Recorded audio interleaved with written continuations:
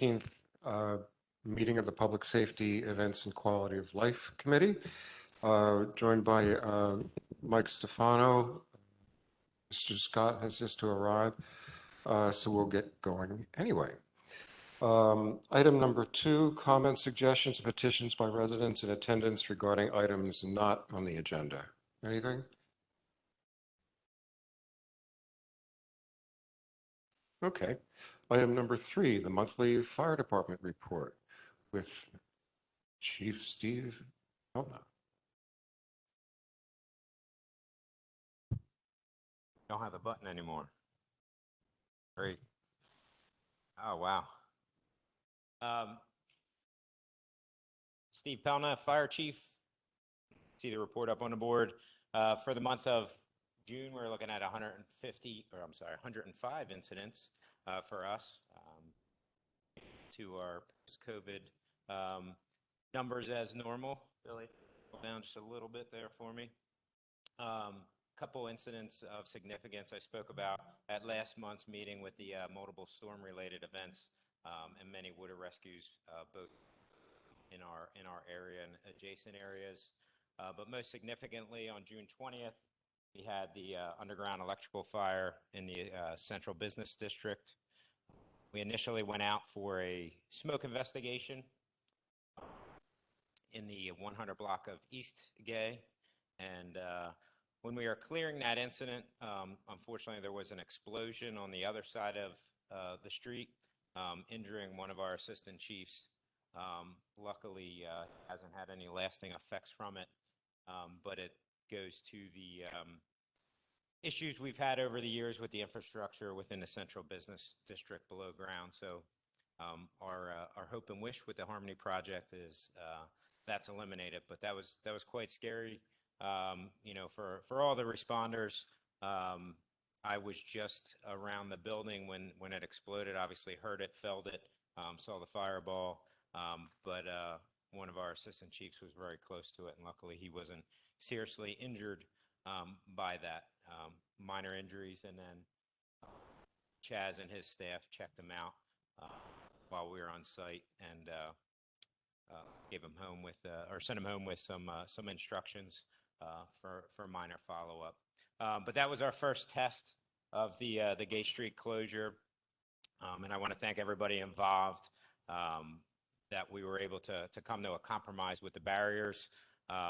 We were able to quickly de-water the barriers at Walnut and Gay, so we were able to bring multiple aerials in and engines as well to help us with the efforts, because we had affected addresses on both sides of the street, which would have been very tiresome and daunting if we didn't have the ability to use pieces of apparatus in. So again, thank everybody involved, giving us the ability to at least have the water-filled barriers on one side of the closure, so we were able to move them quickly. We did purchase specialty bung wrenches for the water barriers, so our chiefs and our first out pieces all have them on them, along with our PIO. So we had the ability to quickly empty those. We timed it. It's just about 2 minutes that we can get them fully de-watered and out of the way, and then we're able to fill them after the fact. But again, we appreciate everybody's willingness to bend where we were, and even though it still slows us down, it's much better than a complete blockage. And finally, on the 29th, during kind of our first significant heat wave, I'd say, of the year, we had a building fire, 109 North Church Street. It was in the attic of that building. Luckily, all the residents were able to evacuate before we got there, but there was significant fire damage in the attic, and there was no fire travel, only minor into 107, which is the adjacent property. So, tremendous job by everybody involved, both our department, surrounding departments, and good fellowship for their support on an extremely hot day. But as we see with a lot of our construction uptown, it does have the ability to spread, and due to quick action by our folks, we were able to get in there and extinguish the fire quite quickly. I have no questions. Anyone in the audience have any questions or comments? Thank you. You got it. Thank you very much. Um, Item number 4, monthly police department report with Chief Jim Moorhead. Good evening. Good evening, how are you?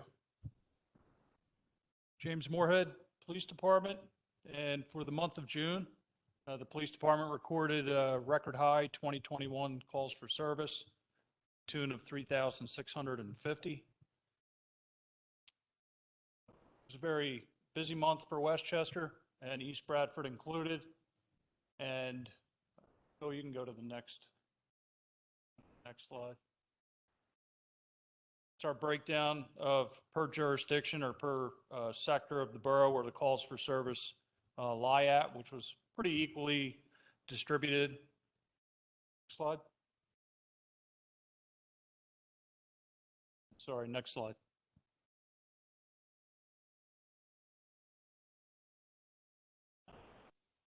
That's on Teresa. So for the month of June, we saw both increase in Part 1 and Part 2 crime. Slide. As far as Part 1 crime goes, we saw a spike in assaults and thefts and motor vehicle thefts. Part 2 crime, we saw pretty much increases across the board significantly, and I talk about it pretty much each month this year. Very odd spike in DUIs, and we've been forcing those, just seeing a lot of numbers come in for that. Public intoxications and all of the normal bar things that go along with the bar traffic have obviously returned. You know, one weekend in June alone, we issued 34 citations in just 2 nights. So it was just kind of a bring back to where we were post-COVID. But with that, you know, hats off to the officers. They've been doing a lot of engaging the public, especially with the uptown noise. They've been doing a lot of education in that realm. And now with Gay Street shut down temporarily, some of those issues have kind of gone away for the moment, but the officers are still remaining active with that. The only notable thing I'd like to talk about is on Monday evening. So it's a July incident, but there's been a lot of chatter on the incident. We had a barricaded suicidal subject with a gun, supposedly a rifle, up on North Everhart Street in the 200 block. Westchester Regional Emergency Response Team, along with myself and other members, responded. We successfully resolved the incident in about 5 hours. We had about 25 displaced residents that, due to the help of our EMA, we were able to get them temporary lodging at St. Agnes Church in the day room. So we were able to get them out of weather that was coming in, some bad weather that was coming in. This incident was a little odd for us, but the subject did finally communicate, lower a weapon from the window, and we were able to resolve the incident peacefully and get everybody back in their houses shortly before 10:30 p.m. on Monday evening. So if anybody hears anything, there's no injury, no harm to anyone, just a 5-hour displacement of some residents up in the Audubon Manor apartment complex. I'll take any questions. What's the disposition of the subject now? The subject's family is working with social services. The police department is working with the district attorney's office.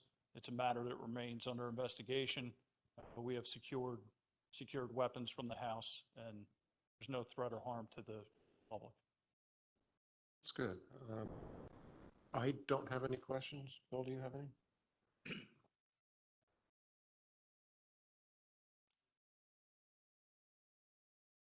Yes.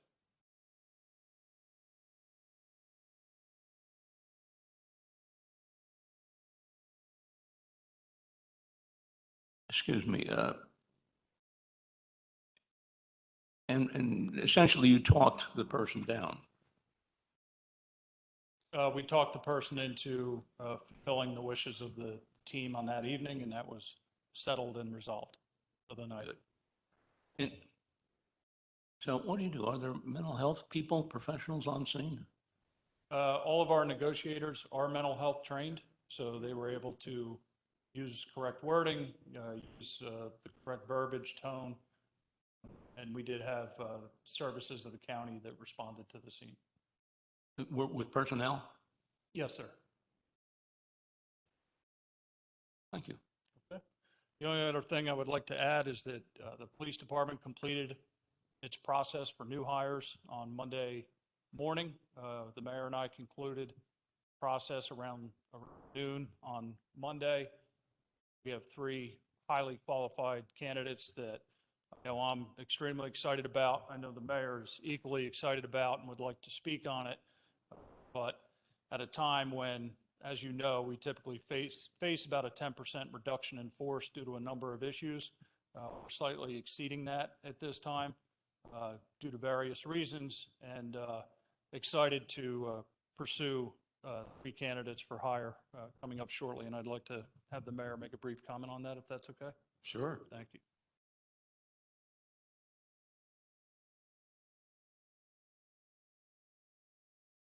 Thank you, Chief. Yes, we had some interviews on Monday, this past Monday, six interviews. And there was 3 really kind of clear, excellent candidates. The first candidate is military, so by Pennsylvania law, they go to the top of the list, but the gentleman would have probably been top of the list anyway. What he brings to the community will be incredible. He's also a borough resident, which is fantastic when we're talking about community policing. That's exactly what we mean, neighbors and policing in your neighborhood is the first one. The second individual is a Black female, which we're very excited about with regards to our diversity goals. And she is fantastic. She's top of the list regardless. She also holds a master's degree in both applied behavioral analysis and criminal justice. And she has an incredible personality, right mindset. She will be a fantastic addition to the police force. The third candidate is probably the sharpest guy I've ever met. He's got an undergrad degree in psychology. He's in a master's program right now to finish a master's in psychology. Just incredibly sharp. He's a personal trainer. He trains in de-escalation, martial arts, and he speaks Spanish conversationally, which is something that is extremely important in our police department at this point. And he would be more than happy to take his language skills to the next level. So those are going to be the 3 police officers that we request consent for hire next Wednesday during the voting session. Now, just to bring us up to speed a little bit, kind of where we were in the beginning of the year, we were at 41 officers of the 44, which is 44 is our right size contingent, and operating a little low here because of budgetary concerns, rightfully so. But we were budgeted for 44 officers in 2020. So right now, in this year, we're budgeted for officers. However, we agreed to the police department agreed, to stay at 41 until June, and we were going to authorize for that 42nd hire, fall the 43rd hire. So we had an officer in April not make it through the probationary period. So there's also the agreement that we'd replace anyone that lost for unforeseen reasons, right? So in April, we had an officer not make it through their probationary period. So that brought us down to 40. The salary has been saved for the last several months. The 2 expected July new hires will bring us back up to 42, which is the 1 replacement plus the agreed summer hire. Now we have this fall hire 2 coming up. However, on July 12th, Monday as well, Officer Zeiters received orders. She's in the Army for a foreign deployment, which will be about 10 months. When that officer is deployed, the borough no longer has to pay her salary of $98,560 for the rest of the year. So that is essentially being saved through the year. We're asking to hire our fall officer with the rest of them, so we get all three. Right now, the starting salary for an officer is $66,704. So, regardless, we're saving $30-some thousand, $32,000 annualized. I mean, math. With this third officer now, essentially. Also, Corporal Craig has filed for retirement on January 1st. We'll see how that goes, but it would be excellent to have somebody up and ready and trained if and when that occurs. The other thing is there's a certified list, right? So there's a certified list of officers, of candidates. So there's 6 people on this certified list. And these are people that have made it through this long, arduous process of, I won't go into it, all sorts of various testing. So it's when they make it onto that certified list to the mayor interviews, at that time, those are the people that kind of made it through. We started with 36, we ended with 6 that made it through. Now, this third hire, he's fantastic, and he's applied a lot of different places, and he will. So what we'd like to do, the other thing that would be beneficial about this hire now is the mayor has the authority to retire the certified list. So if we're able to get that hire now, that'd be fantastic. I can retire the list, the certified list, and then we can start the 6-month plus process of certifying a new list and open up for applicants. So that is the ask to Borough Council to, for all intents and purposes, have that third hire a month early, essentially. So what's your time frame? Because this is the first I've heard about, well, I should strike that. I saw your email today. First I've heard about any of this. So what's your anticipated time frame? Time frame with regards to the hires? Yeah. So it's approved if the hires, all 3 hires are approved next Wednesday at regular voting session, then a conditional offer will go out.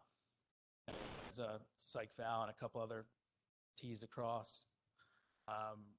And I'll swear in the officers probably sometime middle August timeframe. Full officers at that stage.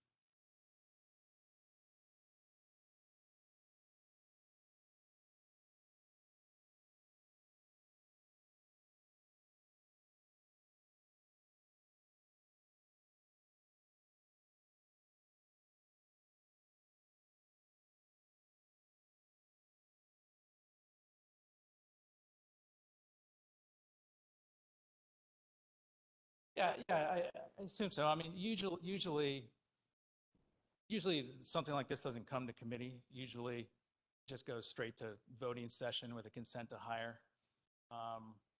But in this case, we're asking to change, talked about a little bit to, because of Officer Zeiters' military deployment, some of the other considerations that I discussed.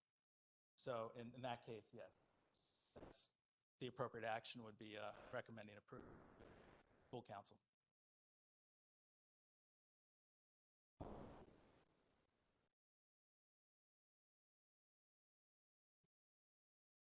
Fundamentally not in disagreement with it, but since just heard about this today, I'm uncomfortable with a recommendation tonight. Okay. So I mean, I'm you really just put it uncomfortable through. with that. It just seems like a rush. Sure. And, you know, we're talking a significant amount of money. We're talking about people's lives, the officers, I mean. So I'm uncomfortable, so I'm going to defer. Mr. Scott and Mr. Stefano. Yeah, can you guys hear me? Yes. Yes, okay, thank you. Yeah, I think I didn't hear whoever asked the question to the mayor about whether I feel like from your response, Jordan, it was something about should this go through committee or not, and I was going to ask that same question. So I don't think it needs to go through us, but if it is coming through us, I'm happy to support it. I think to Mr. Braceland's point, in terms of timing, I don't I don't I don't know if we normally get that much advance anyway. I think it normally shows up at we get an email from the mayor saying, "Hey, we're going to bring this to full council," and then we discuss it and we vote on it. So I'm not sure what else. Which I mean, we have a week, so I'm not sure what much more time you need. I know we already approved in our budget and was already agreed upon in terms of the timeline of hiring officers throughout the year, and the police department agreed to delay that. And I think with the deployment of Officer Ziders, we'll make that attritional savings. I think having that third candidate is okay because we will attritionally save some money through the rest of the year to have that be a little bit earlier than the fall hire. So I'm okay with it. I'm supportive of it. So your intention is next week to bring all three before council for hire. I mean, not in person, but certainly the memo is I sent a memo today. That'll be the same memo presented to council on next Wednesday. You send one of them to me? Yeah, I failed to send it to your AOS, however, just for government money. I don't see it. So, okay, so the answer is we're going to put three officers or candidates before the council next week. Correct. And are they all for immediate hire? Yes. Okay. And that is consistent with what we voted on in the past? Yeah, usually something like this doesn't come to committee, but speaking with Mr. Perone, decided this was probably the best venue to kind of flush it out, make sure everything was understood before. Well, I guess that Don is of a different mind, but can we say the committee is supportive of having this vote come to council? We can't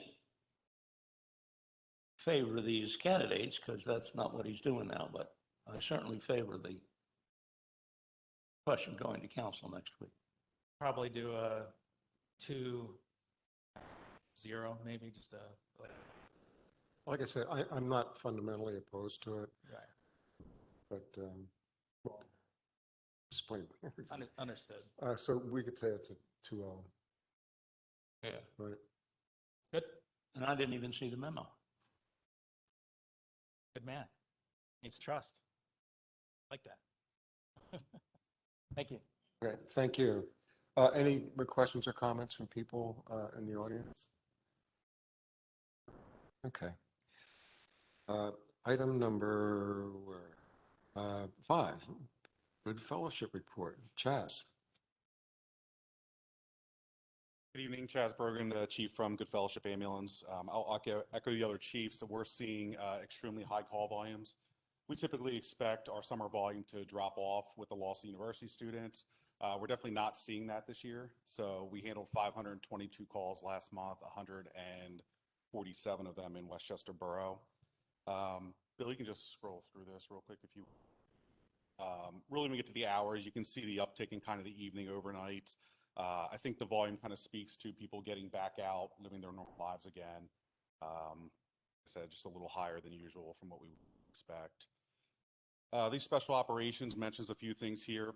One of the things Good Fellowship provides is firefighter rehab for emergency responders. So we'll go out to large incidents and medically monitor other first responders. We've been doing a lot of that, obviously, with the heat lately, so that's been busy for us. Go scrolling there, Bill. This call sequence slide kind of speaks to how many calls are going on at the same time. So 13 times last month, there were 4 calls going on the same time. one time there were 5 calls going on at the same time. So there were 5 ambulances on the street handling calls. I'll tell you the last couple weeks, and you'll see that in the July report, has been the same. The last 2 days especially, we've really been call most of the day. So it's been exceptionally busy. Other than that, really nothing else outstanding on our ops report, unless you have any questions for me. I do not. Mike or Bill? No. Are there any heat-related injuries that you address? Yeah, this time of year we see a lot of that, especially the athletic field, stuff like that, folks that don't drink enough water. That is a common occurrence. And been called to them? Yep. We have the ability to rehydrate them through an IV, take them to the hospital, make sure they're okay. So, Any questions or comments from people attending the meeting? Thanks, Chaz. yep. Item number 6, discuss allowing live music on Gay Street within the open air market with the following restrictions. All live music should conclude no later than 10 p.m. Musicians must contain their music within the area of their business to the best of their ability, and business owners should converse and coordinate with their surrounding businesses to avoid multiple performances at the same time. This was Mr. Stefano's suggestion. Yes. Yes. Would you like to talk about this a little bit? Sure. Yeah. Thank you. Yeah. Thanks. So this was something, and in full disclosure, this is something that affects me personally as a musician. Although it's not my full-time gig, it is something I like to do. So I had some gigs lined up, and there's some issues with and some confusion between business owners and the musicians being allowed to perform. So I talked to the bid. I talked to John O'Brien, and I think I got the gist of what the issues were and what kind of complaints or possible complaints there might be. And I think this somewhat addresses that. The one issue that I saw was that we didn't allow amplified music, anything amplified. And I think that being somebody who speaks, I'm in that world, I think that's just too general of a term. If you have a person performing acoustically with a guitar, then most likely they hook that acoustic guitar up to an amp, and they have a microphone just so they're somewhat amplified. So I think it's too general of a term to say no amplified music. Technically, I play saxophone. I'd be louder than that person without any amplification. So I think it just comes more of a common sense. Keep it within the business area. Keep it in hours that won't disrupt the residents on Gay Street, and kind of fall in line with the nightlife that happens there anyway on the street with the public being out there. And I think, and lastly, I think the other issue was last year we didn't want this because we didn't want to have large crowds gather because of the pandemic. And I think we're past that at this point, where if people were going to hang out and gather in a smaller crowd, I don't want a concert atmosphere, but I don't think we need to be as strict about that or as worried about that. I'm happy to also answer any questions. And if the police department has any other specific complaints they might receive that this doesn't address, I'm happy to find that too as well. So, Mike, last Saturday we were uptown, and down at Saloon 51 there was a performer with a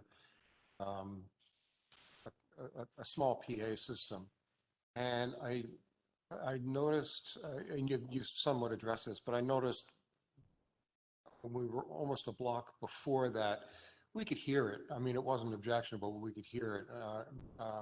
And overall, it wasn't objectionable. But if another group were playing,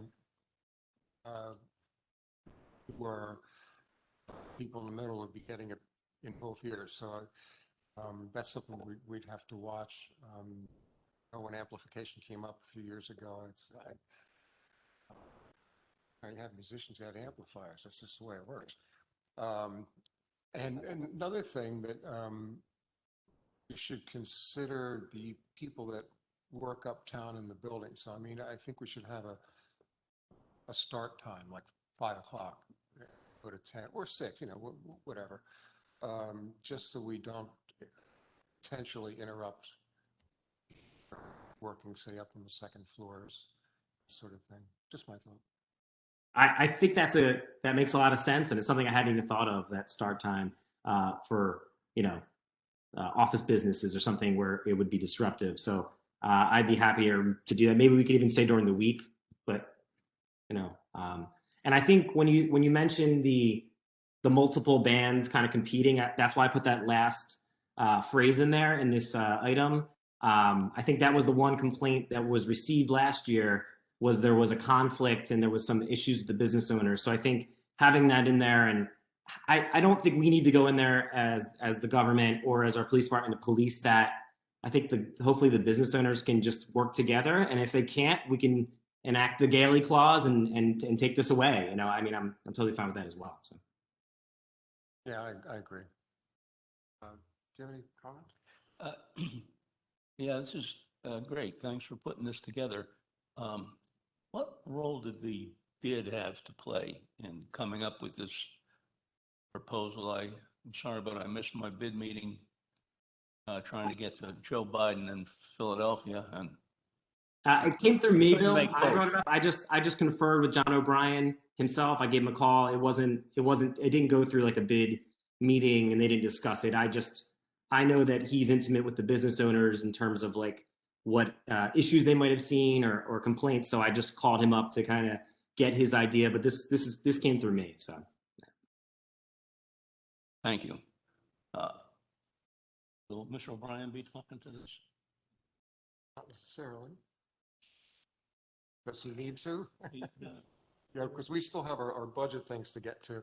but why can't we talk to him? Come on up, John. Apparently you have to make it quick, though. John O'Brien, Westchester Business Improvement District. I'll make this brief. So in the rules that council originally adopted for all the businesses, we talked about not allowing amplification of the different instruments at a noise concern. Several businesses have found with their bands that that's not workable and they've had to cancel them. If you set evening hours, that's fine. They're completely, that's when they're setting up anyway. And so far with our restaurants, we've noticed they all work well together, whether it's Bar Avalon and Social Lounge or Saloon, Stove and Tap. So I don't think the competing will be that big of an issue. And I think the restaurants can all work together to solve that. So I wanted to keep it brief for you. And will you be available to mediate? Will you be down there? Yeah, we'll work with the businesses, whatever council decides. We'll make sure everybody's aware of what's going on and, that they're working well together. And if there are any problems, we'll let you know. And have you had any takers yet? Do you have any idea, like, what sort of music is going to show up there? Well, hopefully, Mr. Stefano's band will be able to make an appearance up there. Oh, I get it now. But it's generally just like dinner music. It's not really a performance. It's more just music to accompany dinner instead of, coming up for like a rock band style. Sorry, we're not going to take it back to your heyday, but maybe considering budgets, I got to be careful here. But if you like, I guess I'll get a disco ball and we'll put up in the plaza for you. So. All right. Thank you. All right, thanks. I would assume that's a 3-0, correct? 3-0. Okay, the 3-0 to move forward with that. Thanks, Mike. Appreciate that. Item number 7, presentation of preliminary 2022 Police Department operation budget.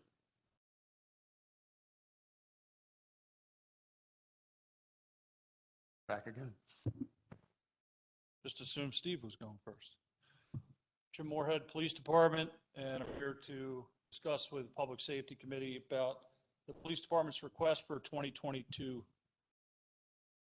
preliminary budget.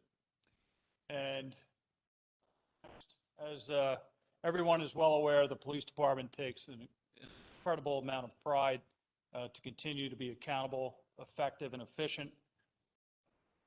Once becoming chief, shortly beyond 2 years ago, before 2 years ago, I took this very seriously and have implemented a number of efficiencies and inside the department, and we seem to be doing very well with everything that we're doing today. And obviously, primarily to improve quality of life, is something that we still take extremely serious. We go out every day and do it. So as we move into 2022, the ask for the police department is to pursue an just under $8.6 million budget.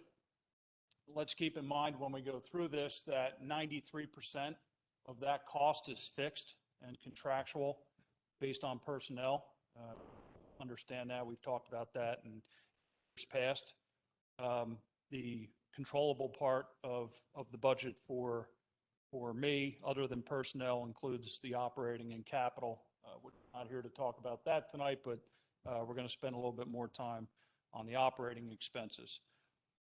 With that in mind, please remember that, next slide, Bill, that East Bradford, or the borough, has a contract with East Bradford. Bill, next slide, please. What's that? Oh, yeah, thank you.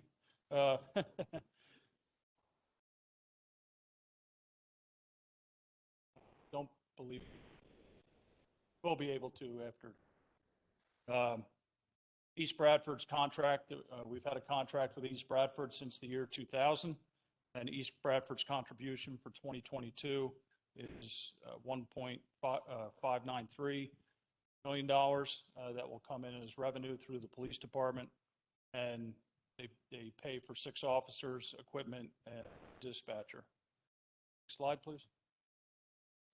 So the ask for the police department for 2022 is to keep our complement as is at 44 officers, which is broken down as follows: 4 civilian administrative personnel, 1 chief communications officer, who's also our PIO, 6 full-time dispatchers, and 2 part-time dispatchers.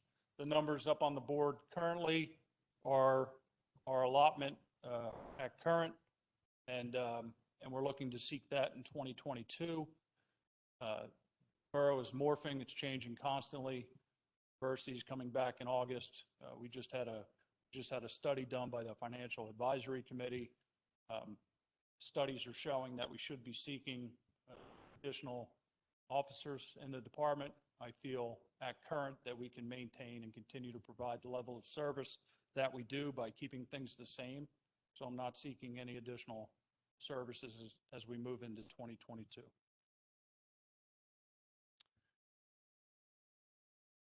Far left column is our operational budget, 3-year look back.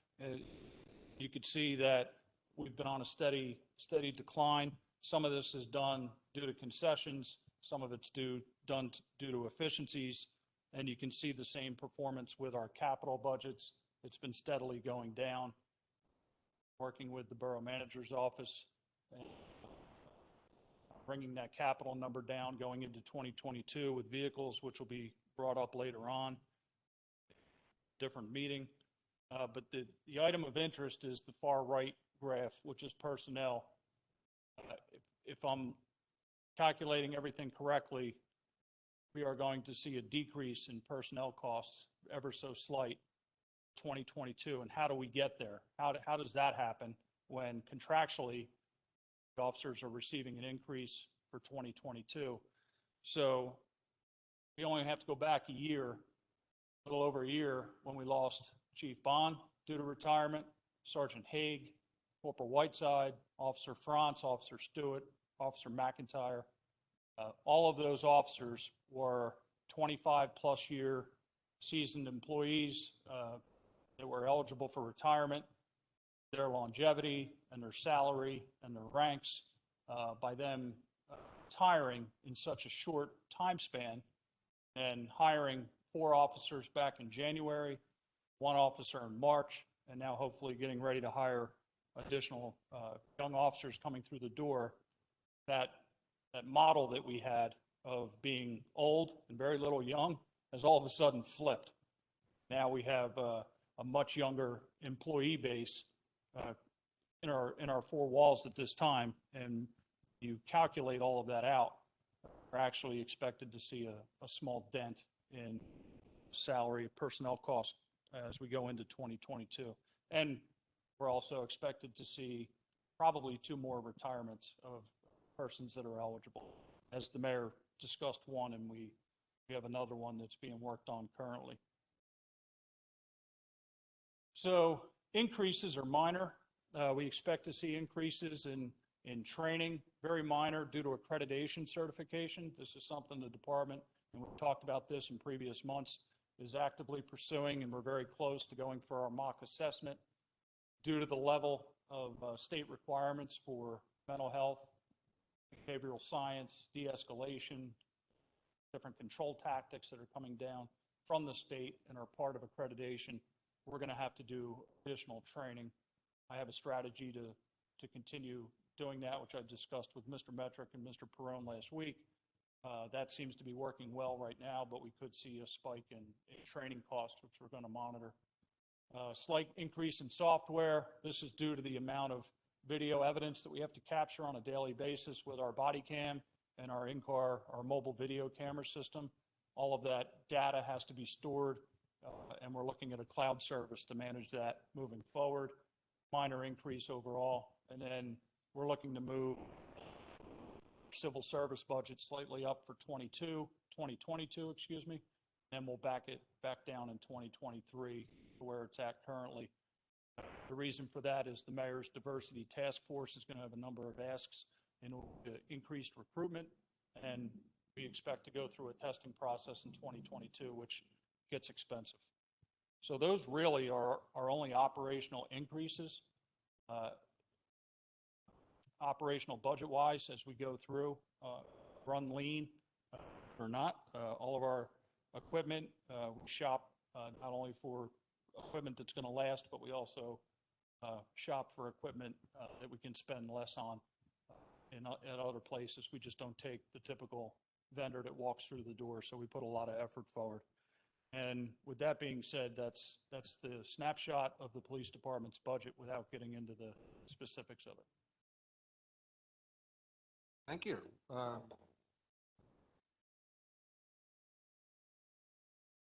but not. I don't have any questions. Chief, did I hear you to say that the state comes down and views your operation once a year? Or? Correct. Moving forward, the state will come in expected in September to do what's called a mock assessment to make sure that we're ready for the full-blown state assessment. And we expect that assessment to take place in November of this year. And how often? Is that an annual? Yes, sir. And what department views us? The Pennsylvania Chiefs of Police Association has an accreditation division that travels around the state and does these assessments. Now, that's not governmental. That's a... No, sir. Does the Department of Justice or anything come down and look you over? Let's hope not.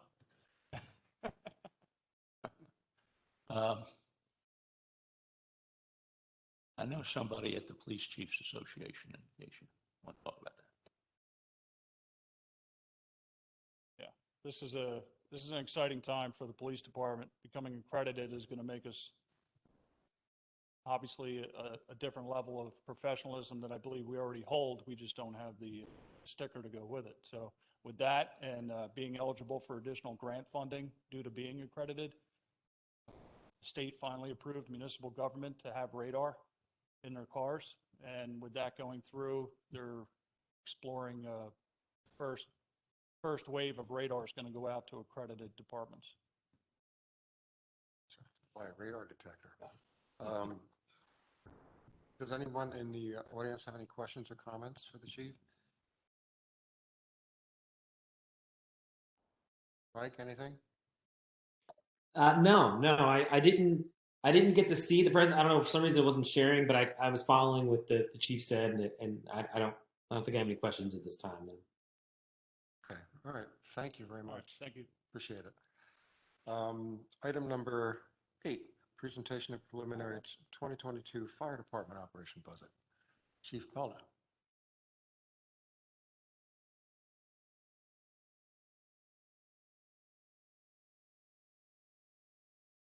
Now, so Steve Pelna, Fire Chief. Feel a little bit like the new kid here. The the one disadvantage we have on the volunteer side, obviously, I'm not spending a tremendous amount of time here in Borough Hall, keeping up with family, full-time job, all that kind of fun stuff. So I didn't get the opportunity to speak to some of my colleagues. Everybody had a PowerPoint presentation, so I quick put this together before we started.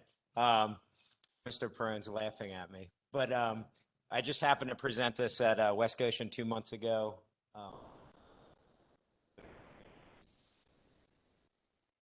But there is some West Goshen information in here, but just to give you a quick overview. Okay, I'll fill in while Billy gets that. But you should have a 2-page summary I put together. Did you guys get that? That was sent earlier. But that's kind of an executive summary on the budget. The one advantage I do have is we are working under the Fire Protection Fund 05. So we're in currently year 3 of the 5-year contract. We have 22 and 23 ahead of us. So 2023 will be a heavy year as far as negotiation with the surrounding townships to put that in for the next 5 years. But for the most part, for the lack of better terms, it's pretty well set for the foreseeable future. So our department, as you know, this is our command staff, myself, 3 assistants. We do have a chaplain. Again, everybody here is volunteer, with the exception of our PIO, Dave March, that he's a shared asset between the police department, myself, assist Good Fellowship as well, and the chief communication officer here at the borough. And then 3 safety officers. Since this slide, Mike Cotter, he's been replaced by John Brill. So John Brill and Don Herb are both past fire chiefs within the borough. So we brought them out of retirement to help as safety officers. Department's made up of 3 companies, First Westchester, Goodwill, and Fame Fire Company. First Westchester is located just across the street from the borough in East Bradford Township. Goodwill is within the borough limits, and Fame is in West Goshen Township on Rosedale Avenue. But all 3 companies together make up the fire department. Again, there's some West Goshen information in here, but currently we have 173 active members. 98 of those maintaining the minor or the regular training requirements, call requirements. We have bars that we set for those to maintain that. A little over 1,300 calls for 2020. Kind of negates West Goshen information there, but gives you an idea 24/7. Also certified to serve.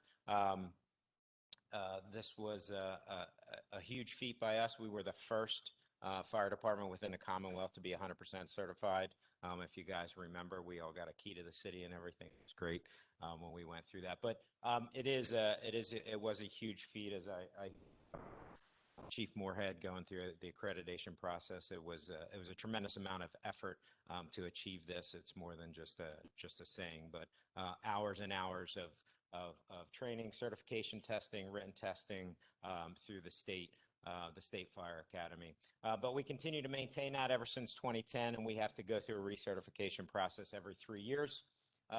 Each of the 3 stations trains on a weekly basis, as you guys are familiar with our fire training center on Snyder Avenue. Additionally, weekends and throughout the year, but over 8,400 hours of training. That was during COVID. 2020, we had our difficulties where we had to navigate through that, but normally we're around the 10,000 hours. And everything from picture there is one of our 3-story apartment buildings to kind of simulate a lot of our construction here in the borough, and then ice rescue training as well. But not only are we responding to fires, but we're members of the community, everything from our Santa details to some of the pictures you see here. Some of our guys and gals out there fixing a fence at one of the local athletic fields, supporting our healthcare workers during the pandemic. So there's quite a few operations we do throughout the community. One thing that's pictured here too is we're at East Bradford Elementary School, where we picked a family, and the volunteers gave up their own funds to sponsor a few families during Christmas. We hand delivered them, along with Santa, some presents. So that's some really cool things that we do throughout the year. So it's not just responding to fires and training. But 27 square miles is our current, we call it our first due, between the borough, West Goshen, East Bradford, Birmingham, Thornbury, Westtown. To give you an idea, we have 28 different assets within the fleet. I'm probably most familiar with the larger vehicles, but we also have trailers to haul everything from our ATVs to our boats, to our collapse assets, confined space, high angle rescue, that sort of thing. So quite a few assets within the fleet we must maintain through the year. As you know, the 2 new engines arrived last year, one at Goodwill and Payne, but they were planned as well. We plan to replace the squads. That was a 2021 funds of $375,000.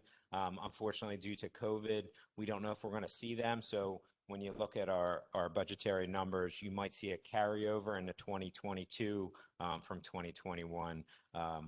As I'm sure everybody's aware, when it comes to delivery and such, the supplier kind of gives us the shrug shoulder when we're going to get it. We don't really know, but I'm working with Mr. Perona, Mr. Metric, and Miss Leonti on the changing possibly some of our purchase orders and such, things like emergency lighting, that we're trying to get that before any kind of price increases into a new budget year. ISO, which I don't know if you're familiar about, but the Insurance Services Office, it's a class system, 1 through 10. Closer to 1 is better. You can see the breakdown. 50% looks at our fire department, specifically our training, our members, our equipment. 40% looks at the water, so working closely with Aqua and the ability to sustain water supply. 10% is our communications, so directly through the county and DES, and then an extra 5.5 for community. Currently in the borough, we're at a class 3, and you can see the other townships there, 4 and 5. But this directly affects everybody in the room if you're a homeowner. But this directly affects your insurance and the basis of the premiums you pay. We're going through an audit right now through the ISO process, where in years past, as we have it here, the class system is broken up by the individual municipality. Now we're going to move to a class system on our entire coverage area. So some of those numbers might go up, some might go down. But as we look into the future and budgetary concerns, there might be some changes that we might have to do to change that number, because it, again, this class system ultimately affects everybody, some type of property ownership, sort of thing. So again, the executive summary, if you had a chance to take a look at it, the budget year, it's right off our 5-year contract, 05. As far as individual line items, as we go through, I spoke about the assets. As we move into 2022, we're going to complete our specifications for the replacement of our brush unit. That's due to be replaced in 2023, but we'll work through that process next year. Again, that's in the contract. And there's some other things we want to look at, specifically a third-party vendor for our fleet. As our personnel have decreased within the fleet department here in the borough, we're finding that the preventative maintenance on our apparatus is not occurring and not occurring regularly. So it's turning into more costly repairs due to the lack of preventative maintenance, and I'd like to engage in some contractual agreements with third-party vendors so we can negotiate some better rates rather than constantly emergency services for vendors to come in and that sort of thing. Any questions for me?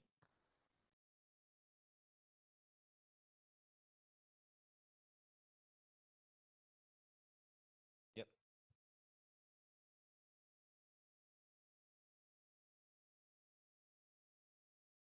No, I would say on a regular basis we get onesies and twosies here and there, but it's really difficult. You just look at 10, 15, 20 years ago when a lot of folks could leave their workplace, that sort of thing, or people had their own businesses that they have the ability to leave, and not as much strains coming from the home environment to be able to volunteer. And the other big thing I talked about, the certification. That's greatly increased. So just coming in the door, you knock on our door, you're looking at a minimum of 120 hours of training before you even really kind of do anything. So that's a hard pill to swallow for somebody that wants to just come in and help out. The amount of unfortunate constraints we have to put on somebody before they can serve is quite daunting. So. Well, that's a great question. I couldn't put a number on it. However, there's so much, it's unpredictable where, we were fortunate. I just spoke about the North Church Street incident on the 29th. We probably had, I would say somewhere in the neighborhood of 28 or so individuals show up from our department. But I had to call in additional resources from our neighbors to meet some of our minimum requirements. Whereas we could have something tonight and I could get 60. So time of day plays into it, day of the week. We have a lot of shift workers. So if all the shift workers align on the same time frame, then I'm short. So short, I should say. So unfortunately, I can't put a hard number on it, but it's getting more difficult each year that goes by. We do. We have a tremendous amount of effort. We have a group specifically through the department, and then we also have them at each individual station. We had the Help Fight Fire campaign through the county, where that was a grant-funded operation. Unfortunately, that yielded, don't quote me on a number, but countywide, it wasn't many. I'm talking, I don't remember off the top of my head. I want to say like 30 or 50 across the entire county, which is not a lot. So we see it at the county level, we see it at the individual municipality level, but it's a struggle for sure. And then to retain, that's the whole, get them in the door, then we have to retain people. So. Okay, any questions or comments from people attending the meeting? Thank you. Number